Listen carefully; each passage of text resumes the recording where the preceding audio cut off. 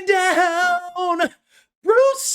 Bruce Banner's release in Marvel Snap was met with a sort of resounding eh. And I'm here to tell you that that resounding eh is actually a little bit of an underreaction. I think the real sound that Bruce Banner's release in Marvel Snap should have been met with was Bruce Banner is a 2-1 with honestly some very interesting and promising text. His text says every time you end a turn having not spent some energy, you get a 25% chance to Hulk out. That means Bruce transforms into the Hulk. And frankly, I think that this is actually a fairly exciting text box, but it's also the kind of text box where if it's really strong, everyone is going to hate it. And I almost wonder if that was intentional on the part of the developers, where they realized if this card is strong, if we want to make a flavorful Bruce that transforms into Hulk, we can't really make it all that amazing. It has to actually come with some meaningful costs, and so you end up with what we have here, which is Bruce Banner as a card that simply isn't very good. And this is for multiple reasons. Bruce Banner is definitely not the kind of card that goes in good cards decks. Good cards decks are very, very clearly built around standalone good cards. Bruce requires you to be doing things that are not what standalone good cards do. Despite that, I have tried him in some good cards decks to predictably terrible results. The real reason I think Bruce isn't breaking through is because the card goes in decks that cannot match up to the current metagame. And by that I mean High Evolutionary. High Evolutionary is a genuinely interesting card, but it has been far power crept by many cards that have released since then. The major power points of High Evolutionary are the 1-cost slot with Misty Knight, the 3-cost slot with Cyclops, the 5-cost slot with Abomination, and the 6-cost slot with High Evo Hulk. All of these cards have been power crept at this point. Every single one. Well, I'm going to play my Misty Knight. Too bad. Hydra Bob. It's more points. Sorry. Oh, I'm going to play my Cyclops. Too bad. Gladiator. It's more points. Sorry. Oh, I'm going to play my Abomination. Too bad. Mockingbird. It's more points, and you don't get turned off by Luke Cage, which is very commonly played. Sorry. Oh, I'm going to play my High Evo Hulk. Oh, too bad. I have Gore. Too bad. I have Red Hulk. Too bad. I have any number of other really big 6-drops. These cards were the creme de la creme of the curve when High Evolutionary came out. Functionally, they are no longer that. In a world where those cards were still the creme de la creme of the curve, where every 3-drop that sees play wasn't already better than High Evo Cyclops, where every 6-drop that sees play wasn't already better than High Evo Hulk, where every 1-drop that sees play isn't already better than Misty Knight, then this card would have a home. This card is actually a good 2-drop in High Evo. It does make sense in the deck. It is better than playing Shocker. There's no merit to the card. But those decks, no matter how you put them together, just simply have not performed for a very long time. And this guy is not enough to make up the difference. And this is another thing, Bruce is insanely vulnerable to Red Guardian, which is a very commonly played tech card. On the most recent episode of 8 Cubes, Lambie and I both called it the best tech card in the entire game, and it absolutely free rolls this guy. So, there are multiple problems with Bruce Banner. He can't go in good cards decks because A, he's not that good, and B, good cards decks like playing stuff a lot of the time. Evo decks he actually can go in, but there's no reason to play an Evo deck because every card that you would get an advantage out of, you can just have a better version of that by having another card. And so that leaves Bruce Banner in a very awkward situation. And I think it reveals something to me about how new cards have to land. When they make these kind of niche cards, I honestly wonder if the right move isn't to just make them incredibly strong, because otherwise it's very clear. They were like, oh, let's make a good card for High Evo. And they did. It's better than the High Evo Shocker. It's a good card in High Evo. It's just not good enough. And so that is almost the same as if they didn't do the card at all. It's not actually changing anything for the decks that it goes in. It's like a minor upgrade. It's good enough. And I worry that the more I think about this, the more I wonder if that's just a huge recipe for power creep. If every time you not only have to make a card that goes in the deck, but also a card that makes the deck relevant right now, that's a really tough ask. Like, I don't know what a fixed version of this card looks like. 50% chance? Or maybe it looks like the kind of thing where it, like, if you skip your full turn 5, you automatically get it. Like, it's 25% per energy skipped. I don't know. Is that card too strong? It might actually be too strong.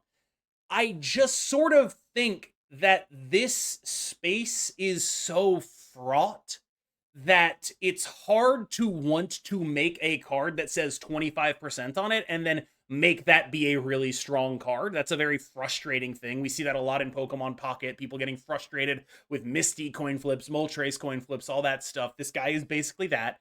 And so I do think it's probably good that he's not very good, but it does make me sad because I really love High Evolutionary. With that said, let's take a look at the decks you can try to play this card in. This list comes courtesy of Ica, and it's an attempt to fit Bruce into a package that can generally support what he wants to do, which is floating a decent amount of energy. It can work. But this is sort of an example of putting Bruce in a deck that is already kind of functional, and it's probably taking away from what this deck can do if it's not actually having to play Bruce. When you actually play Bruce, it's very awkward because your turn 3 almost always wants to be a Hope Summers, and your turn 4 really wants to be a Galacta, so when are you actually going to be able to get this Bruce off? The answer is very rarely. In addition, you have this Ravona thing, and it's like, okay, that's awesome, but that means that your turn 6 really wants to be Sage Iron Man, and it's like, oh wait, that sucks, I can't do that anymore. And so when I look at this deck, I'm like, okay, well, why are we doing any of the stuff we're doing? What is the point of Bruce in this deck? And the answer is because he's a new card and we're going to try him out, and it's not a compelling argument to me. He's just simply worse than a card that actually would make sense in a list like this, in my opinion. And this is a good example of where you're going to see a lot of Bruce stuff. When you try to get him into a good cards deck, he's just worse than the other good card you could be running. When you play him in an Evo deck, you are playing an Evo deck. This is an attempt cooked up by Derek to try to fuse Evo and the good cards shell together, but what it ends up being is just a good cards shell with worse cards in it because you were playing all this Evo crap. Again, not bad, but it has the same contradiction where it's like, okay, I really would like to be able to play Galacta and Kitty and Hope Summers, and I can't because I need to get Bruce out here, and that means that you're only ever getting the flips on turn 5 and turn 6, which is fine, but that's a 50% chance to be a 112? What are we really doing here, right? Like, this is not exactly a card worth running in decks like this because of that, because of how it conflicts with the actual power plays in the list. You're gonna be better off playing this kind of deck without any of the Evo stuff. And that is a conclusion I came to about a lot of Bruce decks. Another Derek deck going a little bit further into the Evo stuff. Again, same problem. Evo's very bad. What this deck does have going for it is that Evo Abomination is just not a card people expect a lot. But what this deck has going against it is it just doesn't have points in it. Like, there's just not actually points in this deck. You are not able to go tall enough in order to compete with basically anything. You run into a move bounce gamer, it doesn't matter what you do, you're not going to win. You don't have enough points to beat them in any way. You run into, like, most decks and you don't have enough points to beat them. You have to run Enchantress because Luke Cage is so common. There's a lot of problems with the archetype. And while I am, it is nice to try to catch people off guard with a 0-9, a lot of Luke Cages running around, a lot of things that do more points than this. You just are playing a medium deck. I think if you really wanted to play Bruce Banner, a deck like this is probably your best option. That is not an endorsement of Bruce Banner. This is not a deck that has been able to exist in an extremely long time. The fact that it's probably his best home is a testament to the fact that he has no better homes. Now, this deck is basically Hulk Tribal. everything that can be a Hulk, we're hulking out. We're doing Hulk stuff. It's going great. I personally prefer running no magic in decks like this, but the next deck we're going to talk about is similar and has magic in it. I like the way that it uses Armor and White Widow alongside Red Guardian to make White Widow a really meaningfully powerful card. I like the way that it has a lot of big guys in the deck so that you can actually get stuff onto the board. I like a lot of what this deck is doing, but ultimately, it's not good enough, and Bruce doesn't make it good enough to compete in the current metagame. Things are going way too tall. You have no real answers to clog stuff. You have no real answers to move bounce unless you Red Guardian their 2-1, and even then, not really reliably. And you're just going to get outpointed in a variety of games, or out-teched or outmaneuvered by any of the anti-Venom or Wiccan decks. Here's one last option if you want to try it. I do think that in a world where I liked playing Magic, I would recommend this deck, but Magic is such a fraught card for me. I think that basically any card that comes out, if it has to be played in a Magic deck, is fundamentally unplayable, because that kind of deck can never be the best deck in the game. It can never even have a big presence in the metagame before people start realizing it and teching against it. And a deck like this that is so reliant on that skip is very hard to snap with. There's so many decks that just have a random piece of something that interacts poorly for you. You hate it. You get Legion. You get Reality Stone. I've seen people playing Scarlet Witch in their Wiccan decks. Stuff happens.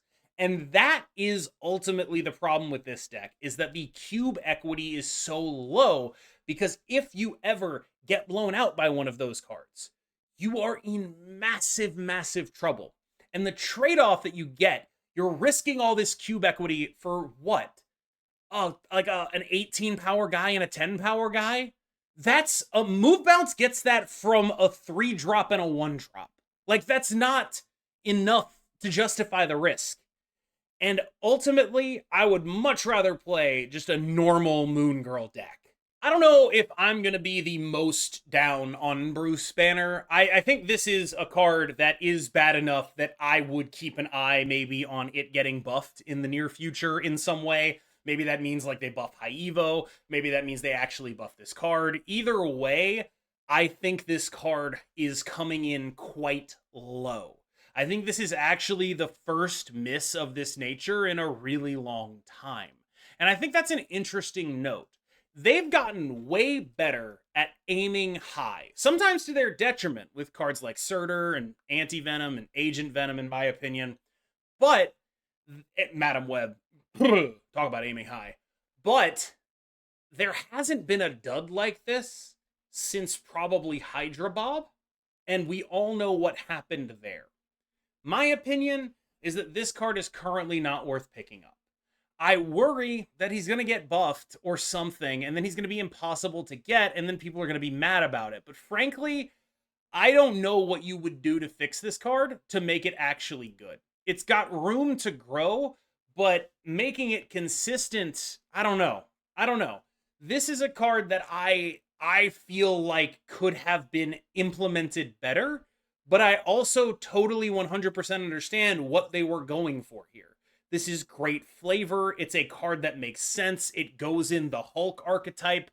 They honestly kind of cooked conceptually here.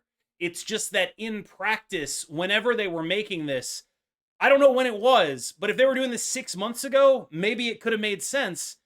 Now, though, the metagame is so far beyond caring about stuff like this. It is so far and away pushed by these cards that have come out since they were probably making this, that there's just not a lot of room for this card to exist anymore.